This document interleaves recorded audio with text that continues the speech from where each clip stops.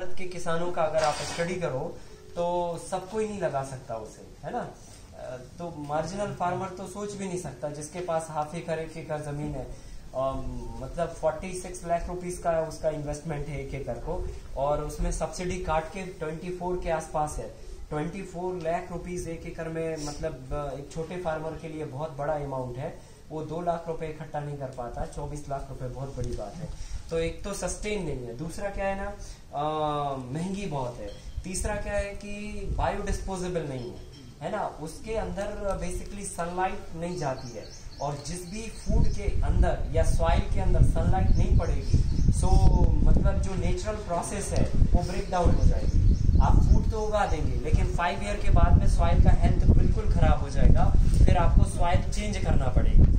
सो मतलब ये बेवकूफ़ी है कुल मिला के कि हम फिर सॉइल को वापस पूरा बदलें, फिर नया सॉइल डालें। ये तो मतलब प्रैक्टिस बढ़ जाएगी आपकी, है ना। और तीसरा जो है ना, उसके अंदर जो फूड उगेगा वो नॉन एनर्जेटिक फूड होगा, ठीक है। जो भी फूड विदाउट एनी सनलाइट उगेगा, जैसे आप हाइड्रोपोनिक्स का फूड खा लीजिए, ठीक है, सो उसके अंदर क्वालिटी बहुत अच्छा होगा, बाहर से दिखने में आपको बहुत अच्छा लगेगा, लेकिन जो एनर्जी लेवल होना चाहिए वो उस फूड में आपको नहीं मिलेगा।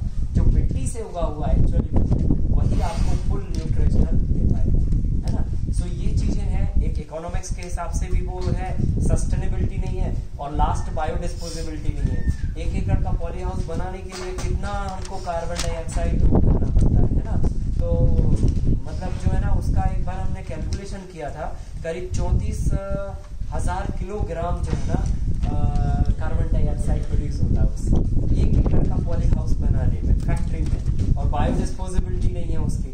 तो ओवरऑल जो है ना, लंबे समय के लिए हमारे एनवायरमेंटल इश्यूज के हिसाब से मतलब सही नहीं है ना। हर एंगल से सही नहीं है, इकोनॉमिक्स के हिसाब से भी नहीं है, और इन्वायरमेंटल के हिसाब से भी नहीं है, और हेल्दी फूड के हिसाब से भी नहीं है। तो फिर हम क्यों करें, ठीक है। जहां पर मजबूरी है, मतलब कि हमारे पास कोई ऑप्शन नहीं है, बर्फ गिर रही है, क्लाइमेट नहीं है, ठीक है, अभी जैसा है वैसा ही फूड मिल जाए, हमको पेट भर जाए, वहां के लिए ठीक है। सो यूरोपियंस को उगाने दीजिए। हमारी कंट्री में तो 200+ टाइप्स का सब क्लाइमेटिक जोन है, यहाँ पर दुनिया की सारी चीजें उगाई जा सकती हैं, सनलाइट है, प्रॉपर सब कुछ है। तो हम अपनी टेक्नोलॉजी सस्टेन डेवलप करें, और मतलब देखिए तरीका वही है जो परिस्थिति के हिसाब से अनुकूल हो, है ना। फार्मूले तो बहुत है देश में, पर फिर वही है ना, कौन सा टैबलेट आपको सूट करना है ना। आपको जो तकलीफ है ना, वो टैबलेट आपको होना चाहिए, करेक्ट। ऐसे नहीं है मेडिसिन बहुत पड़ा है दुकान में, तो आपका मर्ज जिससे ठीक हो जाए वो टैबलेट आपकी काम की है, करेक्ट। सो वैसे ही हमारी जो सिचुएशन है, वो सिचुएशन में हमको सस्टेन और सस्ती टेक्नोलॉजी चाहिए, है ना। सस्ती भी नहीं, सस्टेन ही चाहिए टोटल, है ना। मतलब जो हमें बाहर से कुछ भी ना लाना पड़े, ऐसे तभी भारत के हमारे किसान जिंदा रह सकते हैं, अदरवाइज बहुत मुश्किल है। 20 साल बाद इतिहास बहुत अलग टाइप का हो जाएगा, नहीं तो, है ना। अगर हमने मार्जिनल फार्मर्स को नहीं बचाया तो भारत का इतिहास जो है ना अलग हो जाएगा। 30 साल के बाद हम इसे एग्रीकल्चर बेस्ड कंट्री कहने में झिझकेंगे, ठीक है, क्योंकि 2 से 5 एकड़ वाले किसान सब जमीन बेच के बोलेरो चला रहे होंगे, है ना, शहर में, या भाड़े पे मकान देके आजीविका चलाएंगे। हाँ, ये केमिकल फर्टिलाइजर यूज करके जो फार्मिंग किया हुआ लैंड होता है, हाँ, उसको नेचुरल फार्मिंग में हमको फर्टिलाइज होने में कितना टाइम? देखिए, अगर आप केमिकल को पूरी तरह से ड्रॉप कर दें, और मतलब एक ऑर्गेनिक मैटर का जो एक बेस है, जो हम आपको रिप्लेसमेंट ऑफ केमिकल फर्टिलाइजर्स के फार्मूले में एक्सप्लेन करने वाले, वो अगर हम पहले ही साल से देखें तो अराउंड 6 मंथ के बाद में सॉइल का सुधरना चाहिए। तो एक साल ही सॉइल का सुधरना का प्रक्रिया चाहिए, पर मतलब आप समझ लो कि अगर लेयर फार्मिंग करेंगे तो 2 ईयर में पावरफुल सॉइल बन जाएगा, और अगर ओपन में करेंगे तो 3 से 4 साल का वक्त लगेगा, मतलब एक अच्छी सॉइल बनने में, ऐसा। हाँ, तब तक हम क्रॉप्स उगा सकते हैं, ऐसा नहीं है कि हम क्रॉप्स नहीं उगाएंगे, पर एक हेल्दी सॉइल बनाने में थोड़ा व्हाट अबाउट सराउंडिंग्स, और बीच में ऑर्गेनिक है, सराउंडिंग्स तो केमिकल हो रहा है। हाँ, उसके लिए क्या है, ड्रेनेज लेआउट बनाते हैं हम लोग वाटर रिचार्जिंग हार्वेस्टिंग का, उसी में हम ऐसी अरेंजमेंट करते हैं ना कि बाहर के फार्म का जो भी इफेक्ट है वो हमारे फार्म के अंदर इम्पैक्ट ना डाले, नंबर 1 है ना। नंबर 2, अगर हम इसको फुल इतना माइन्यूरली अगर मतलब फाइंड आउट करने लगेंगे तो ये अभी वर्तमान में करंट सिचुएशन में ये कह पाना और ये कर पाना बहुत ही टफ है, बिकॉज क्योंकि पूरे इन्वायरमेंट में हमने पॉइजन मिला दिया है ना। सो जो बारिश का रेन गिरता है, रेन में भी बहुत सारे केमिकल्स आते हैं और नेचुरली जो है ना हमारे फार्म पे गिरने उनको, तो बहुत सारी चीजों से हम बच नहीं सकते हैं ओवरऑल, है ना। तो उसको 100% तो कहना बहुत मुश्किल है कहीं पर भी, भले चाहे आपके पास कितना भी वर्ल्ड क्लास क्वालिटी का सर्टिफिकेशन, बहुत मुश्किल है। हाँ, आप पैरामीटर तय कर सकते हैं कि ये लिमिट का नहीं होना चाहिए, है ना। और बाहर से ठीक है एकदम जो है ना कोई चीज इफेक्ट ना करे, उसके लिए ड्रेनेज लेआउट सपोर्ट करेगा, है ना, उससे रोका जा सकता है बाहर के असर को। अब एक्सोटिक वेजिटेबल्स भी इसमें, एक्सोटिक वेजिटेबल्स उगा सकते लेयर फार्मिंग में थोड़े कुछ अनाज छोड़कर और कुछ गिने चुने मिलेट्स छोड़कर हॉर्टिकल्चर की सारी क्रॉप्स उग सकती हैं, फ्रूट्स उग सकते हैं, वेजिटेबल उग सकती है और बहुत सारी पल्सेस और ग्रेन्स भी उग जाते हैं। एवोकाडो उगा सकते हैं इसमें, बिल्कुल उगा सकते हैं। वो टॉपिक पे ही डिस्कस करेंगे ना, करेक्ट। अभी हम लोग क्या ये इस पे अगर कोई व्यूज हो आपके ना। टॉप सॉइल अगर बहुत कम है तो क्या करें? हाँ, टॉप सॉइल कम है तो हमें ऑर्गेनिक मैटर बढ़ा के टॉप सॉइल को इम्प्रूव करना होगा। कितना टाइम लगेगा? टाइम अराउंड डिपेंड करेगा कि हम जो ऑर्गेनिक मैटर है वो कितने दिन में कितना बढ़ा लेते हैं। सो अगर आप पहले ही राउंड में अच्छा बायोमास कर दें तो 6 मंथ में इम्प्रूव हो जाएगा सॉइल, है ना। और अगर हमें एक क्वांटिटी 5 साल लगते हैं मेंटेन करने में तो फिर उतना वक्त लगेगा, है ना। तो लगभग आपको अगर टॉप सॉइल कम है अराउंड 20 से 30 टन के आसपास एक बार अच्छी कंपोस्टिंग आप कर दीजिए उसमें, तो 6 मंथ में ही सॉइल इम्प्रूव हो जाएगा, है ना। 20 से 30 टन प्रति एकड़ पर एकड़ उस कंडीशन में जहां पर कार्बन लेवल बहुत कम है, जीरो है या रॉकी सॉइल है, एकदम रफ सॉइल है, वो जगह। कंपोस्ट मतलब in situ compost? Compost any types of biodegradable matter like cow dung, like leaf waste, like farm waste, green waste. Even cocopeat cocopeat भी यूज कर सकते हैं पर इतना क्वांटिटी में थोड़ा मुश्किल है। सो थोड़ा बहुत हम वो भी यूज कर लें और बाकी का ऑर्गेनिक मैटर यूज कर लें, है ना।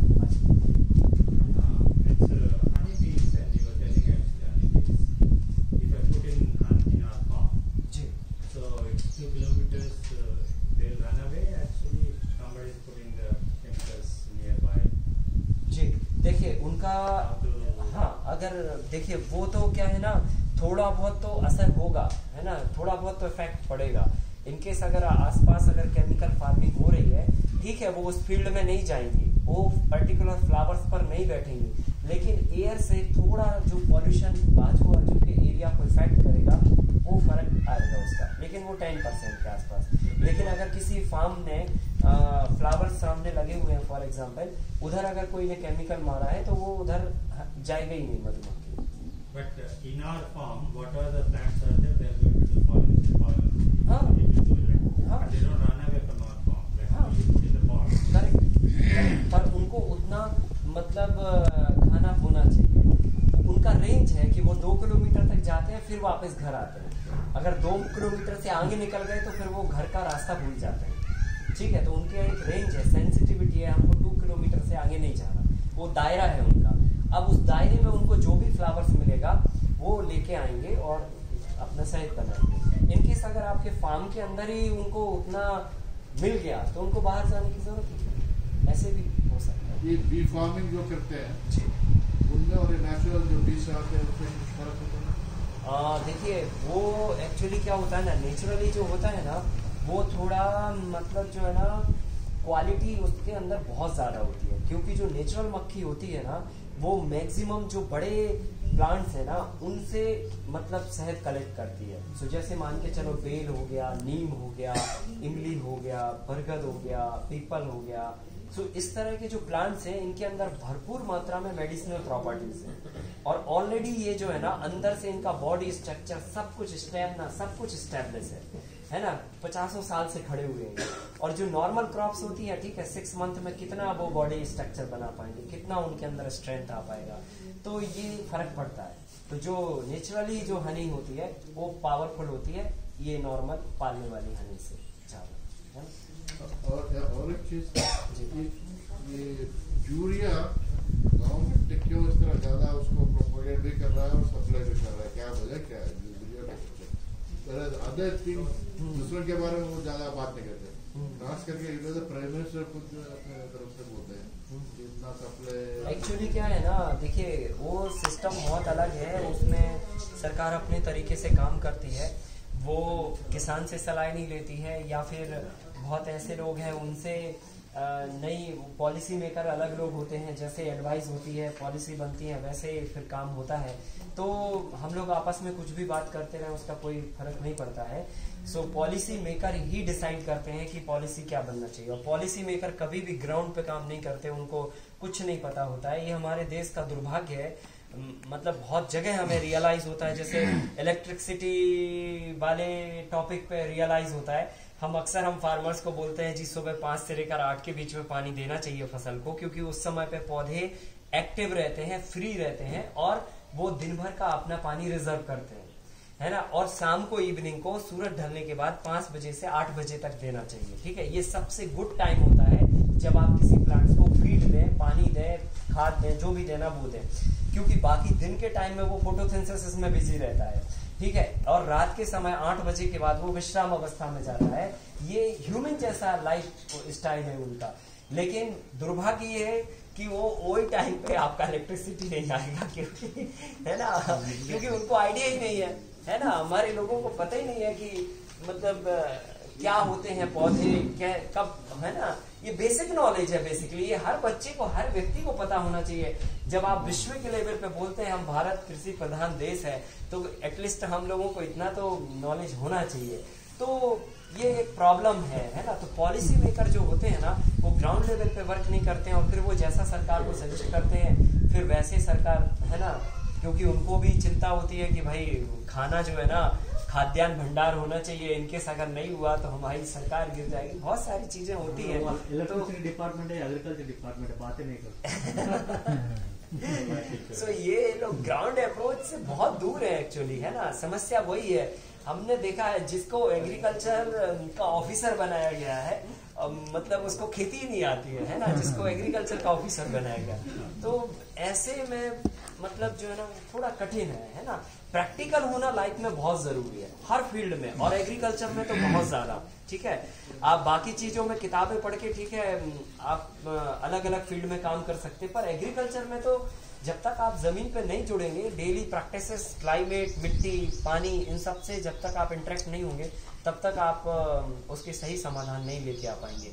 तो पॉलिसी मेकर्स की वजह से ऐसा होता है, और प्रेशर होता है सरकारों को, और सही लोगों के पास सोल्यूशन नहीं होता है। सोल्यूशन है पर मास स्केल में उसका प्रोडक्शन नहीं है। अभी हमारे पास सारे फार्मूले हैं, सरकार को पत्र भी लिखे हमने बहुत सारे, पर इतनी लार्ज क्वांटिटी में जो है ना ये प्रोडक्टिविटी करना मुश्किल है लोकल लेवल पे, वो सब है ना, तो थोड़ा कठिन है काम, ऐसा नहीं है, पर एक इंडिविजुअल फार्मर कर सकता है ना।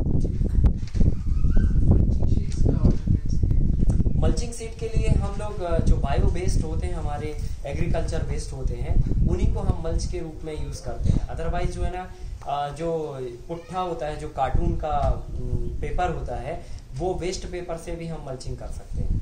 तो मल्चिंग जो है ना प्लास्टिक सीट से भी लोग करते हैं, पर वो हार्मफुल होती है, बायोडिग्रेडेबल नहीं है। बायोडिग्रेडेबल नहीं है, वो एक पॉइंट है, उसके कई पॉइंट है। नंबर 2, सनलाइट ब्रेक डाउन हो जाती है, सॉइल को सनलाइट नहीं लगती है।